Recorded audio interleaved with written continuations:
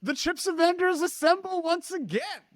Reva Gujan of the Rhodium Group, J.P. Kleinens of the European think tank SNV, Jay Goldberg of Digits and Dollars, and Dylan Patel, who writes the Semi-Analysis Substack, here to talk about CHIPS Act, Tech Cold War, Euro CHIPS Act, AI, China retaliation, autonomous driving, and whatever else we get into. Welcome to ChinaTalk, everyone.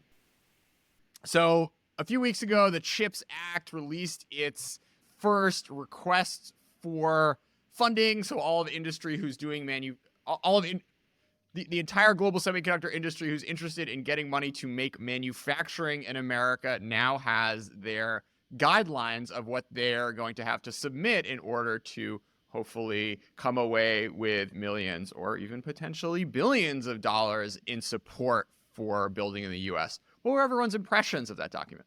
What do the priorities seem to be about what the administration is most focused on trying to get built in the U.S.? To me, it seemed like a lot of the priorities are around leading edge and packaging, advanced packaging, and maybe not so much traditional packaging and, trailing edge process technology. At least it seemed like. I mean, it certainly are going to be, certainly has efforts in that direction. But to me, it just felt like they were a lot more concerned about the leading edge, which is just an interesting thread to go down. Yeah, when they say 2 leading edge networks or hubs, that's a lot of money. And getting, 2 places in America up and running on the leading edge is like committing a not insubstantial portion of the $40 billion, which is going to be up for grabs. My sense was that they're still kind of leaving their options open, and there almost weren't a ton of choices that were made in this document. It kind of listed like everything that you could think of them ever wanting to do. So you saw leading edge, you saw lagging edge, you saw packaging, and like the sort of hierarchy of needs was just, we want you to address national security and economic objectives. And you don't really have like the rubric of like, we're giving 50% to leading edge and 50% to everything else. You didn't quite get all the way to that level of thinking. Anyways, Jay, did anything strike out to you about the sort of broad funding priorities? Yeah, I mean, it looked to me a lot like a policy document as opposed to a technology document. It didn't strike me that it was like really clear strategic on which technologies really matter. But I mean, there is an interesting like negotiation dynamic thing here when you say, 100% I want leading edge and nothing else. Then all of a sudden the TSMCs and Samsungs of the world, their bargaining position all of a sudden gets a lot better, right? Yeah, but that again is speaks to almost a political dynamic where it's like they clearly negotiated a bunch of deals ahead of it for TSMC and for some of the others. And that's why those seem prominent. It's not from a sort of best practices technology perspective. It's just like, hey, we have this deal. Let's make sure there's language in the policy that covers deals we've already closed. And then everything else is sort of like, here's our priority list.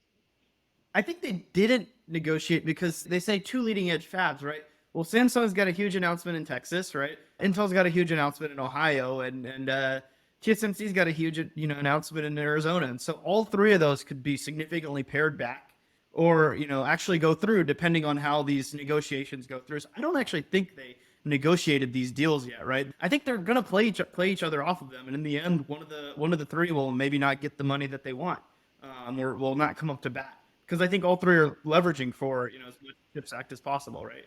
I think that's true. I also think some of them might not actually take the deal. I think, I have to look at Samsung, who's already committed a lot of this before the CHIPS Act, and they start looking at this.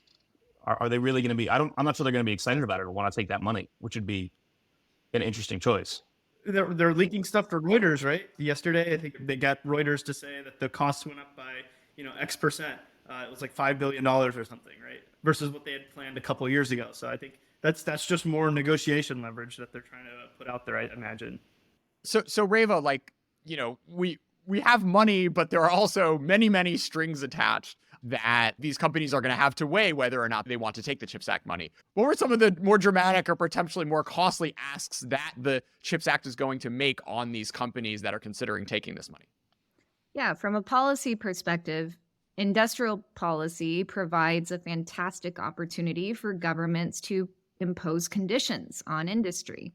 And you can see that in the language of the CHIPS Act and in the provisions that we see coming out now in this implementation phase. So one line that really stood out is on the clawback provision, which said that Commerce can claw back funding if recipients, quote, knowingly engage in any joint research or technology licensing effort with foreign entities of concern that raise national security concerns. That's obviously very broad. And the Secretary of Commerce has the remit to interpret that, adjust that definition over time. And that should make companies, of course, nervous, right? Samsung and SK Hynix are already in a really uncomfortable position, just being beholden to BIS licenses to continue operating their fabs in China. And the signal has already been sent, right? Steer your leading edge memory chip production out of China. You're on a timeline, go. So I think part of the reticence you're seeing from companies like Samsung is, well, how tight are these conditions going to be? How will that US interpretation evolve over time? And then you see, TSMC is like, yeah, no, this is all very reasonable. We're good. We're gonna go for it, right? So it's really interesting to see kind of middle power balancing manifested through these companies' policies as they're reacting to what's coming out.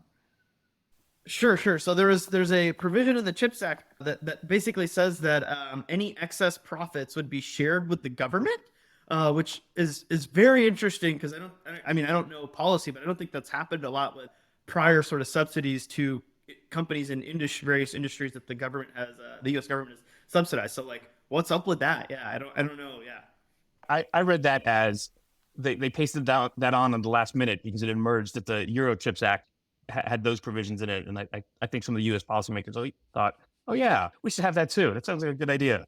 Actually, depending on your reading, I would say in some of the provisions in Europe are even a little bit more drastic. So in one subsidy vehicle, it is negotiated that for companies, they have to make the financial gap analysis and tell the government this is kind of the delta that we are looking at, and this is why we need subsidies.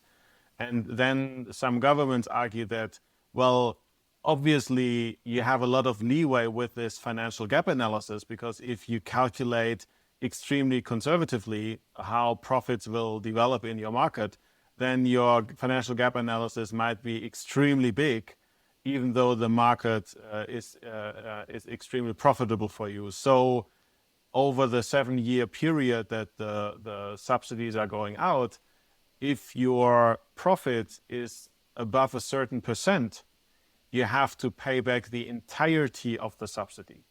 So suddenly companies have to put back money or put aside money because depending on how the market develops, they might have to pay back all of the subsidies that they have received. And I mean, this is definitely an interesting situation, I think, for companies where you receive subsidies, but at the same time you have to put aside money because if your investment is too profitable and if the market develops too nicely, you might have to pay back all of those subsidies.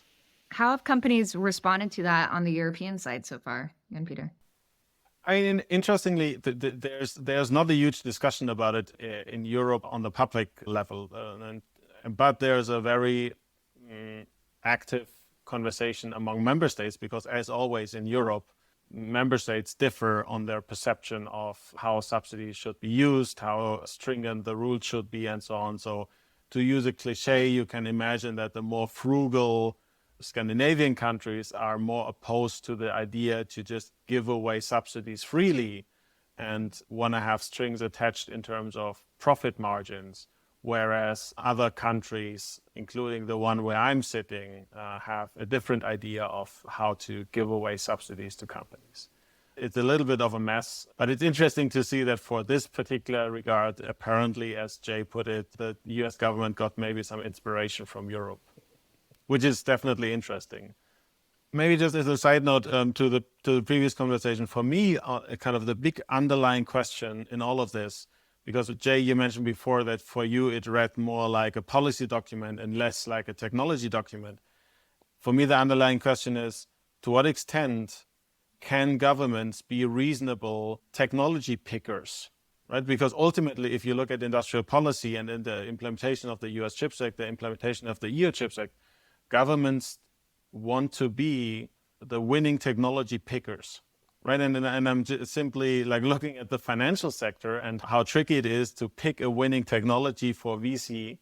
I'm just wondering, are the governments best placed to make decisions? For example, should we subsidize the silicon carbide fab, or should we subsidize the gallium nitride fab? Or what's up with all the analog processors for AI? Should we give subsidies to chip design for analog processors? Or is it really about wafer level packaging? Or like, is government in the right place to make those rather intricate and long-term decisions on the technology level when the sector itself already struggles to identify winning technologies in the long term? My knee-jerk reaction to that is no.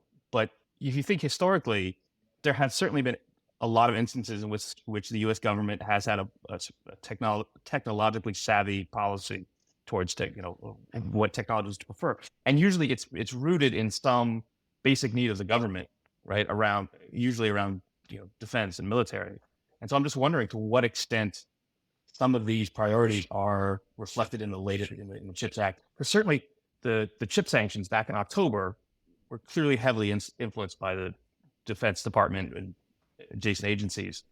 I don't get the sense from this latest document around the CHIPS Act, this sector of the U.S. economy or the U.S. government needs this technology, and we're going to favor it. It feels broader to me. And I think that's reflective of it coming out of commerce, which itself, the Commerce Department doesn't have a big need for advanced chips the way that the Defense Department does. I don't get the sense that we have a clear laundry list of technologies that we need. But it can evolve over time, right? I mean, that's part of the design of this, is to, stay ahead in that innovation curve. I mean, we'll see how that evolves, but the trailing edge policy debate still seems to be very much in play.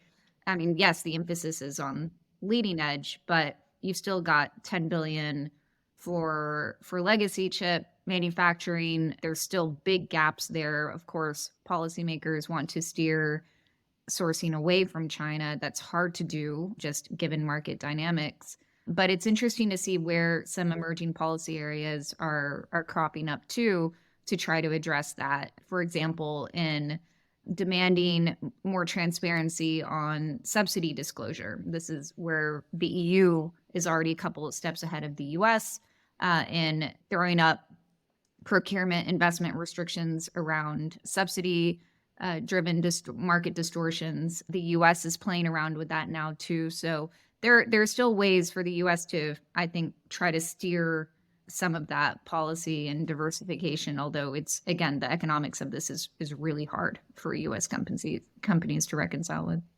But there's flexibility built into these latest policies. And my question is, do we think that's a feature or a bug? Because the glass half full version is like what you said, which is they're going to sort of adapt with time depending on needs. The glass half empty view of that is they don't really know what they want, and it's going to come down to sort of backroom deals and last minute horse trading, as opposed to a coherent policy objective. You got to have a sense that there's been more strategy thinking within the CHIPS Act than just what we saw in the vision document and the notice of funding opportunity. Yeah, a side question to this. What's your reading? To what extent? I mean, in Europe, the conversation about subsidizing chips from the beginning was focused on front end and very much focused on cutting edge front end, because that's the stuff we don't have at all. But then over the 18 months or so, it got a little bit more nuanced, that policymakers understood, there's this thing called packaging, and there's back end, and packaging is advancing, and then you call it advanced packaging, and maybe we need that. And I still remember in one of the requests for comments from DOC, a couple of US PCB manufacturers also replied and said, you know what, if you're worried about national security, don't forget about us. And with PCBs, printed circuit boards, the interesting thing is actually that China is not lagging behind. Actually, the most cutting edge stuff is in China for PCBs. And it is more that the US and Europe are way behind in PCB manufacturing. So what's your reading from conversations, also looking at UJ, hypothetically, if I am a really cool PCB startup or a small PCB company, do I get anything out of the CHIPS Act? Because out of the EU one, you don't get anything out. So I don't know the answer to that, but I will say that being an advanced PCB manufacturer is not as exciting as it sounds, right? That's a pretty miserable business, very low margin, fairly labor intensive, right? And for sort of standard packaging, I don't know how much that's going to come back to the U.S. Now, advanced packaging, that's important, and Dylan can talk about this way more than I can. But there's some of the advanced packaging stuff is super hard to do, and it's going to be done by the foundries. But the bulk of the business and the place where we're really talking about PCBs, that's that business is not coming to the U.S. Like putting stuff on a board, that's going. If it's not in China, it's going to go to Malaysia. But I mean, at the same time, for me, the weird thing is, since we are all doubling down on national security, if you are worried about national security, the PCB should be of concern to you, right? Like maybe even more so than the 15 billion transistors in your cutting edge processor, but hiding or compromising a chip that then ends up on the PCB is much more viable in terms of an attack vector than trying to infiltrate Intel's or Nvidia's next cutting edge processor and hiding a backdoor among the billions of transistors. So I just find it interesting that for some reason with PCBs, well, the US government forgot to think about the national security angle. The question is if the policymakers, believe that there is a certain level of minimum production that is in the US or in Europe for various technologies, right? Should we be able to make an advanced NVIDIA AI server and the networking equipment to connect them all together, even if it's a small amount? And to Jay's point, right, that's not economically viable, right? There's too much labor involved. A front-end fab requires very few people, and labor is, less than 20% of the cost of a final chip. It's all capital, right? And so that's something that maybe makes more sense and is more automated, at least from an economic standpoint. But then are policymakers going to subsidize, hey, actually, we want to be able to have, 3% of the world or 5% of the world or 10% of the world's PCB manufacturing here? But remember, there are multiple policy tools in play, right? So your industrial policy is your incentive, but then the other huge whopper of a policy that's emerging now, post October 7th, I think the next big thing is now the Restrict Act, which last week was unveiled. Senator Mark Warner is behind this. He's, of course, a very serious player in Congress. And it's really interesting because this is something that focuses on ICT supply chains. Remember, Commerce already has ICTS rules in effect. This was something that was introduced on the last day of the Trump administration and then went into effect a little bit after that by the Biden administration, where they carried through. And we've been waiting to see, okay, will this be fully utilized? The TikTok debate has just catalyzed this. But if you look at the text of the Restrict Act, it is really, really deliberately wide-ranging. And it's meant to cover hardware, software, services, just the provision of, those services, anything around ICT supply chains that has a nexus with a foreign entity of concern. So, to your point, and Peter, on, okay, well, what about, printed circuit boards and the national security risk? Well, this is the catch-all for something like that, potentially. I'm struggling to think of a significant domestic PCB maker.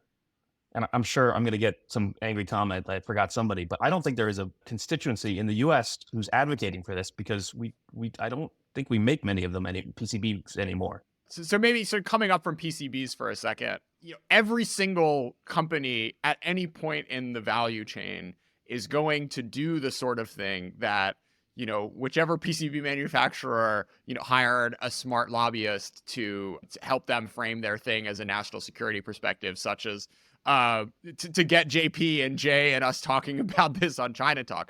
And having to sort of sift through all of those hundreds, I mean, potentially even like thousands of companies that are going to be asking for support, saying, look, maybe you weren't aware of this, but like our thing is really important to national security. So like, give me a slice of the pie.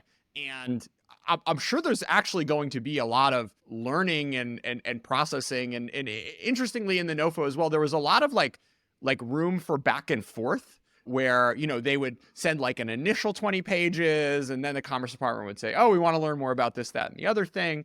So, I mean, I imagine over that iterative process, there will be, you know, maybe priorities that the government will get convinced of that aren't necessarily the ones that policymakers have already kind of internalized around, say, leading edge logic, for instance. Should we talk about childcare for a second?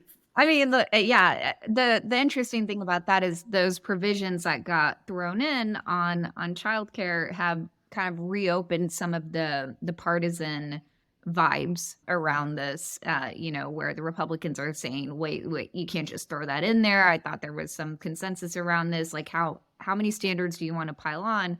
Then there's, of course, a legitimate argument about, you know, what kind of labor standards the U.S. wants to lead with here. But then you've got Morris Chang over here in TSMC saying, oh, my God, the labor cost is so expensive to produce in China and in the U.S. and globalization is dead. But, you know, this is the new world we live in. So, I mean, I don't think it stops this in its tracks or anything. It's just a revealing kind of political element to the policy evolution. Yeah. I mean, you spend money and you're going to push as far as you can, and you're going to get some sort of return on your investment from sort of economic security, national security, you know, securing the future of the industry, creating an ecosystem or whatever. And like, you know, there's a give and take with all of this. And maybe it was surprising to me that it made it in there, and then it was kind of like the one thing that the national media picked up on with this, because we've just been talking for 30 minutes about lots of other things that I think are going to be far more consequential than whether like 1,000 employees in the US end up having more subsidized childcare than they would otherwise, which is like important. And I think everyone should have childcare in America, but I'm not sure that like the future of America's semiconductor ecosystem is going to hinge on whether or not TSMC's Arizona fab has like, you know, C+ or A- preschool. What is striking to me, and I'm wondering what you make of this, the Department of Commerce is on a hiring spree for the implementation of the US CHIPS Act. And some of those hires are really impressive, right? Like the Department of Commerce got, among others, the chief economist from one of the largest semiconductor companies in the world to now be the chief economist for the implementation of the US CHIPS Act. These are people who know what they talk about when they talk about chips, right? So I find this pretty impressive in terms of not just talking the talk, writing regulations on paper, but also walking with the walk and trying exactly what you mentioned before, Jordan. How do we spend this money most meaningfully, and how do we sift through probably hundreds of applications where some of them might be sketchy? I don't see the same happening in Europe, where we, even though the EU CHIPS Act talks almost about the same amount of money, theoretically 43 billion euros, but I don't see a hiring spree in the European Commission. I don't see a hiring spree in member states to kind of step up their game of industry knowledge. So to me, it is, if we compare the two regions, to me, it is really increasingly about who puts the money behind government resources to actually implement all this stuff. So during the Great Depression and the New Deal, there was this sort of new class of $1-a-year men, and they were all men back then, who basically came in from industry and, you know, were there to spend all the money that FDR got appropriated to rebuild America. And I think it's sort of like worth acknowledging on this podcast that like the pay cuts that all these people from industry are taking by doing these jobs are like, you know, factors of 5 or 10. I mean, the CIO spent 30 years or something at KKR, and he probably isn't making more than $200K to do this job. And this is public service, and this is kind of like, because our government hasn't figured out how to pay talent appropriately, this is sort of what we need to make a real national push in something where the sort of like the alternate employment opportunities are just so much more lucrative. So it has been really encouraging for me to see the type of folks that the administration has been able to persuade to take some of these opportunities, because they're not doing it to get rich. We've talked for 30 minutes. Like, these are incredibly difficult things to weigh and trade-offs to make that you can't just figure out by having looked at these things for like a few months and making a decisions. Because if you do that, then like the lobbyists will beat you and you won't be able to get the best bang for your buck. So we're recording this on Friday, March 17th. Yesterday, I watched Microsoft's Windows 365 demo like 3 times and was also just screaming in delight at what these potential applications for Word, Microsoft, Excel, and Outlook could do. Dylan, what's your take on how these sorts of applications of generative AI can change the world? I mean, the consequences of the world are huge. But all I was thinking about was, hey, like, all these applications of AI being pushed forward are huge. There's already a shortage of AI chips from NVIDIA and such in the market today, even after the China ban, right? Like, it's like there's a serious amount of hardware that's needed to run all these applications. For example, if you put large language models in search, you're going to need tens of billions of dollars of GPUs. If you put these large language models into every word I'm typing into Microsoft Word or Excel, like, what? This is going to be ridiculous amounts of compute needed. And the question is, what can you run on those? Well, generally the systems are either banned or they're just about at the banning threshold, right? NVIDIA modified some of the specs. But as we go forward, there's a real question if China will even be able to deploy these at anywhere close to the same scale that the US can. And then that's a question of like, hey, like, does Microsoft Word and Excel and Outlook and Teams with this AI like meeting like recognition and all? I mean, you guys just need to watch this. Everyone needs to watch the Microsoft event. But like, does that make me 40% more productive? Yeah, it absolutely does. So if I'm 40% more productive, does that like close a lot of the gap of just pure population advantage that China has? And then when you add in allies and such, like it's a tremendous question of like, does large language models and AI like make the whole like China's going to take over the world because they have a bigger country with more people, with more STEM graduates, break that down a little bit. So I took my 5-year-old daughter to this event at the University of Texas in Austin. It was a big science event. And they did one of those demos. Have you ever seen where they do the mousetrap demo for an uncontrolled nuclear chain fission reaction? It's really cool. Like, they drop a ping pong ball into this box and then it like sets up all the mouse traps, and it's an uncontrolled reaction, like, right? One goes off and then they all go off. And in my head, immediately I was thinking, holy crap, like OpenAI, like this is what China sees, right? When generative AI is out into the world, right? I'm sure it's like all around our dinner tables, all of the discussions going on around, well, what is this going to lead to in this innovation? What business model can emerge out of this? How do, our own companies need to stay ahead of the curve, and how can they utilize it? Think about that conversation on the Chinese side, right? Because it's out there. It's out into the world. You need to innovate fast to take advantage of it. And as you said, Dylan, you need vast amounts of compute power here. And China has just been cut off from that in a very big way. So all of a sudden, we're just looking at this escalation ladder when the tech controls theme catalyzed to a huge degree, which really makes you wonder at this point what the political decisions are going to be in Beijing. Like, yes, you can come out of the 2 sessions and say, we got to focus on basic R&D, and we just need to kind of double down and put our resources into this. But these are really hard constraints that you're up against. And if you want your companies to innovate, you can't be all over them to censor these large language models, right? And what they're going to churn out to your populace. It's only going to slow you down even more. So some really hard choices, I think, are going to need to be made here. And geopolitically, that's a fascinating question to me over the next 3 years or so.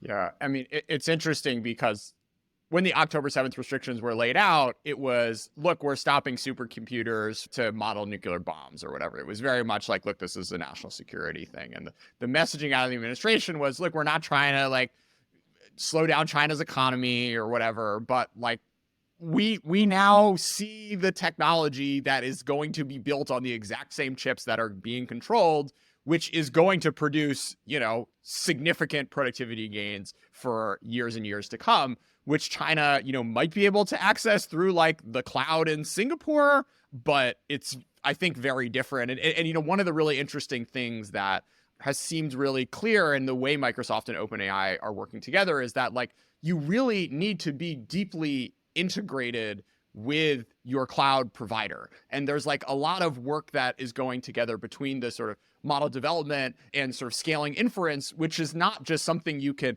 hook in halfway across the world with a cloud provider that like already has more than enough business than they can handle dealing with Western clients that they don't have to be stressed out about are potentially violating some export controls, which could really get you in trouble. So even if the pain initially with those export controls was sort of only on the margin, and yeah, you know, you saw some companies were trying to like rejigger their chips to just get under these thresholds. Now that generative AI is really going to hit in the next coming months and years, it ends up, you know, likely having a much larger, sort of broader public commercial impact than just the dual use things that the original regulations were ostensibly focused on. Coming back to you, Reva, with the sort of like Cold War stuff, you know, one of the most concerning, upsetting lines I saw thinking about whether two particularly concerning things I've seen over the past few weeks, which like raises my expectations that we're going to start to see real retaliation from China, is first, you know, all of this reporting, which we've covered on in ChinaTalk about the Biden administration, again, telling China not to give arms to Russia. And then this one line from some anonymous Chinese government official in the Straits Times, basically saying the exact same thing that the Chinese government started saying right before it started putting tariffs on in retaliation to the US tariffs back in, 2017 or 2018, saying, look, we don't want a Cold War, but we're ready to have one. And whatever that ends up meaning is going to have a real impact and put back some of the things on the table that we've been talking about in ChinaTalk over the past year that China, for whatever reason, hasn't decided to deploy to strike back in semiconductors or, you know, any other industry. So, you know, any thoughts, reflections on the sort of risk of the tit for tat kicking off in a even more dramatic way than it has so far? Things are getting existential really fast, right? I mean, you're already seeing this dynamic in play where the US is very consciously escalating in tech and investment controls, boosting defense support to Taiwan, all these different fronts, knowingly doing that, but saying we need guardrails, right, to prevent this from descending into hot conflict. Beijing's response, not having much leverage here, just given the state of its economy and needing to preserve foreign investment, is, oh, you want guardrails? Well, come and get it, right? Like, it's basically saying, you know, balloon affair, you want your military to military dialogues? Well, you're going to need to de-escalate if you want to get to a more stable state. So we are in a really dangerous phase of the competition. And I don't know if you saw, this was also flagged by Trivium, but there's ICWise is a semiconductor research and advisory firm based out of Shanghai. And there was a really interesting opinion piece where they did this classification of American chip offenders, right? So there were instigators, which seemed to be alluding to like the big US IC companies that, you know, they talk about preventing the loss of talent and technology, but they actually use their judicial power to suppress competitors, seek their own interests. So that was one class. And then there were what they called wide-eyed wolves, you know, those the memory chip makers that can take advantage of controls, and then pawns. And there was a specific reference to Dell, you know, which recently announced that they're going to diversify their sourcing of chips away from China, that are basically, you know, trying to steer out of China, but are being forced to from these political controls. And the conclusion was, you need to create a blacklist for the good companies that are helping China's tech indigenization goals and punish those that are not. Now, In practice, we know that's really hard to do in this economic and this geopolitical climate where China needs all the help it can get. It can't afford to alienate foreign investors in a big way, but there may be some easy targets along the way as it's tempted to retaliate. Maybe on that note, because I mean, if we look at the recent, well, not so recent anymore, the announcement from Volkswagen to have a joint venture with Horizon Robotics for, I think, $2.5 billion US. I mean, that certainly should put a smile on China's face because it's in a critical sector. It's by one of the largest foreign companies. It's, I think, also for Volkswagen, one of the largest investments. But if we combine that with what you just said before, what does it mean for Volkswagen's competitiveness in autonomous driving down the road when for the China market, Volkswagen most likely does not have the luxury anymore to access generative AI? How risky is it for international companies to agree to joint ventures with Chinese companies in the area of semiconductors, right? Because it seems like there are so many headaches involved in this, not just on the side of export controls, but also especially if we take into account, can I still be competitive if access to the Chinese market means I have to separate my business in the stuff, let's say Western stuff, that still has access to competitive generative AI, and the China stuff where I am out of the generative AI ecosystem because I simply cannot access it anymore. So I feel like I'm just wondering what's the future both for this particular sector, so autonomous driving in China, does it actually stand a chance? Even on ignoring the generative AI part, non-generative AI, right? China is ahead in vision and audio networks, by a large amount. And if we talk about self-driving, it's most likely not a generative AI model that's running it, right? There is talk about certain types of transformers, but for the most part, those types of models are not, that one. So it's, maybe we're going down this one path A, where, we're way better at, we as in, the Western world is better at generative AI, but the other path, self-driving, does that also get impacted? Well, as you mentioned on the, the Horizon Robotics chips, the current generation NVIDIA chip shipping in, Mercedes, soon, all the 24 model year Mercedes are going to have this current generation NVIDIA chip for self-driving. The next generation one is actually, I believe it's past the thresholds of the export restrictions, right? So, we're talking about 2020, 2022-ish type timeframe, training chips, but, this restriction, if it doesn't get moved forward, actually starts impacting their self-driving, right? Assuming NVIDIA's, right on the amount of compute and all that needed to actually run, self-driving, I presume others are going to be down the same path. And if that's the case, then, 2025 year technology is actually going to be, maybe call it 2026 to get implemented in a car is restricted. And so that's another, I think there's 2 million people who drive for a living in the US. We're going to have those people unlocked, right? Is China going to be able to unlock those people for other productive tasks? Yeah, this is the heart of it. This is the heart of the October sanctions, like unquestionably. Were those sanctions put in place to limit China's military capabilities, as the document says, or is the intent to cripple China's manufacturing capacity and their whole broader economy? Right? Because it's autonomous driving and automotive is just one, is the sort of easiest of those to grasp. But if you look at just broadly deploying AI in industrial systems and cars and planes and everything, that's a big part of any modern economy, right? Autos are clearly very important to China. As you take away the ability for them to access leading semiconductor manufacturing processes, that's the end of autonomous driving in China, right? Which is the end of China's automotive industry. And so then you're talking about a much broader scope of impact for what went down in October. And I certainly think everybody in China assumes that's the case. It's not just about, holding back China's military. It's about holding back China full stop. Think about how insanely frustrating that is for Beijing too, right? Like China is the first mover in NEVs, right? In battery technologies. That's right. And the intent was to go and deploy this to the world, right? But look at the IRA in the US and the extremely stringent provisions that imposes. Arguably unrealistic, but Treasury will get creative with it in undergoing this transition. Now you've got these ICT rules getting way harsher on top of the October 7th controls. We haven't even talked about biotech too. That's another area where we're going to see a lot more restrictions. So yeah, this is an active degradation in many ways of China's development, its tech innovation. And there is no easy way to transcend those constraints. Something's got to give here.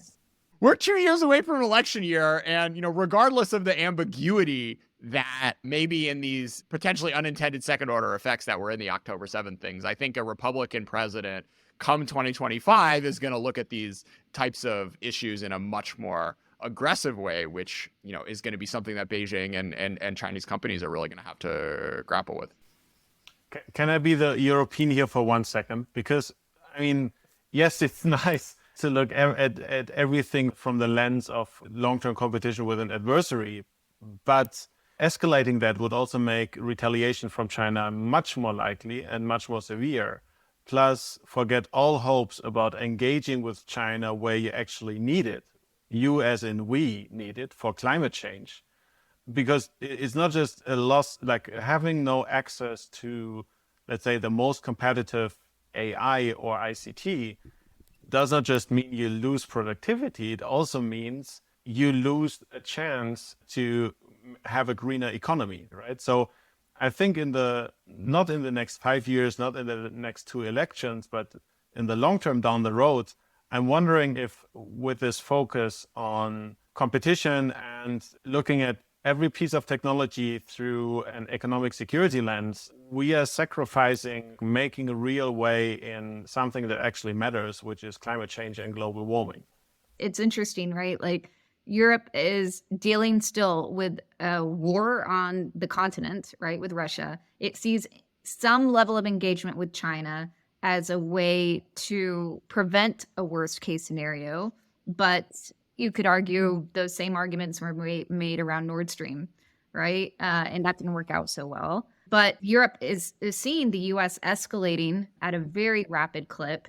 So naturally, it's going to want to tap the brakes on it and use economic engagement as a means of doing so. But then that in turn compels the US to reach for longer arm provisions, right? To try to steer its partners in place.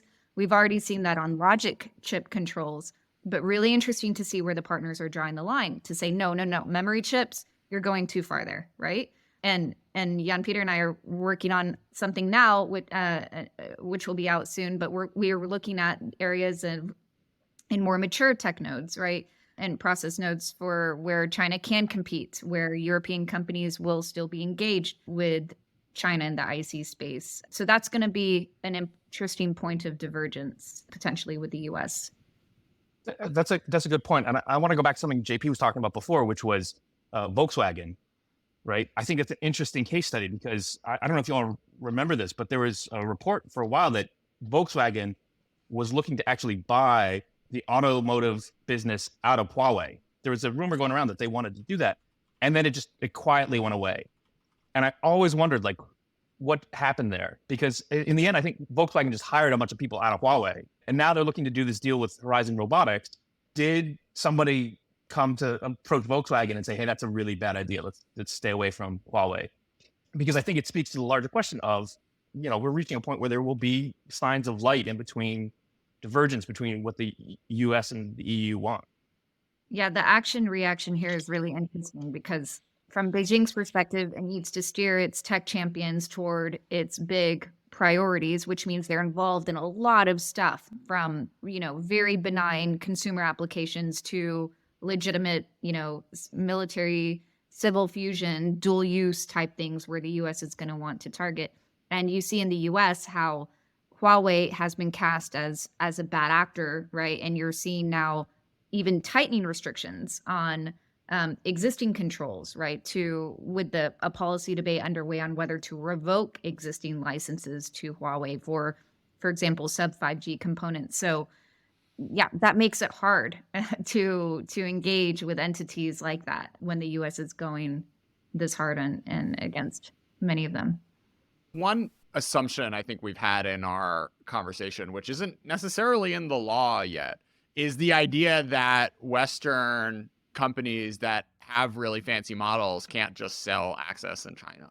So right now, OpenAI, it's just like their company policy. But to my understanding, there's no law that says, Facebook or Google or Microsoft can't just turn this stuff on within China. So, the question of export controls around these really powerful models is something that I'm really interested in. And if and when they come on, like, to what extent you can industrial espionage your way past those sorts of controls. All these are weights. And, that's like a file that's like a few dozen gigs, it seems to me to be. And, deploying it across an economy of 1.5 billion people is a whole nother ballgame, which is when you start getting into the chips, the sort of like chip control angle that we've been talking about. But as these sorts of technologies become even more critical and strategic and sort of key to your economic future, is the industrial espionage strategy likely going to be, and how effective could it be to get some of the gains that you'd want to have, even if the Western firms just won't sell to you? But I mean, the path dependency kicks in, right? Because if you want to deploy, let's say, a cutting edge large language model, you still need high performance AI accelerators to do anything with it. Yeah. Right? So in that regard, the current controls that are in place would still mean that whatever Google or Facebook or any other hyperscaler want to do in China, it would still be increasingly far behind what they can do outside of China, simply because they have only access to 2020 AI accelerator technology.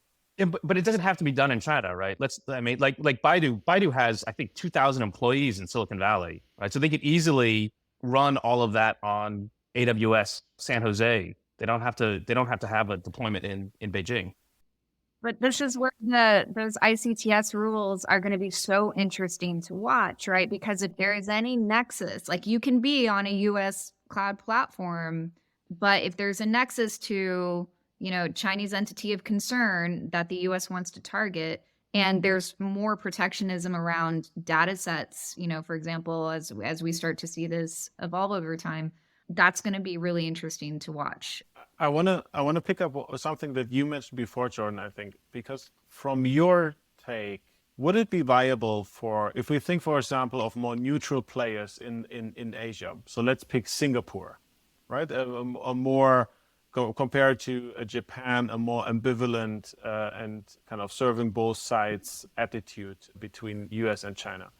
There were rumors that some of the semiconductor supplier market, so specifically EDA software and equipment suppliers, move some of their production to Singapore, specifically for the reason to serve the Chinese market. Could that be also viable for cloud and AI, where we have suddenly huge service centers in Singapore for Western hyperscalers to serve the Chinese market? Or is that too much of a stretch? Well, I mean, the Chinese government, I think, would have to get over their data security concerns. There's been enormous blowups, which have taken huge chunks out of the market cap of some of China's leading players, because they've been accused of playing fast and loose with sending Chinese citizens' data abroad and sort of exposing the PRC to national security risk, however much that makes sense in a DD context. This is clearly something that people with power and influence in the system have been able to get their way on in policy debates in Beijing over the past few years. So to be comfortable with, the Singapore solution, that is a big hurdle to cross if, you're betting your path to, future productivity growth over the next 10 years on sending everything out to Singapore and working with, American companies on their cloud servers. I mean, that's like a pretty aggressive trust fall, which, maybe come GPT-5, once America's growing at 7% because of all this crazy AI, the calculus starts to change. But I think you probably need to get a little further in the not just perceived, but actual gap for those sorts of calculations to really start shifting, to allow Chinese firms to access the sort of, to put themselves in a situation which absolutely would not be kosher today. Well, there's a lot of ground to cover, but good ground covered. Okay. Thanks so much for your part of ChinaTalk, everyone. Thank you. Thanks for having me. Always pleasure. Thank you.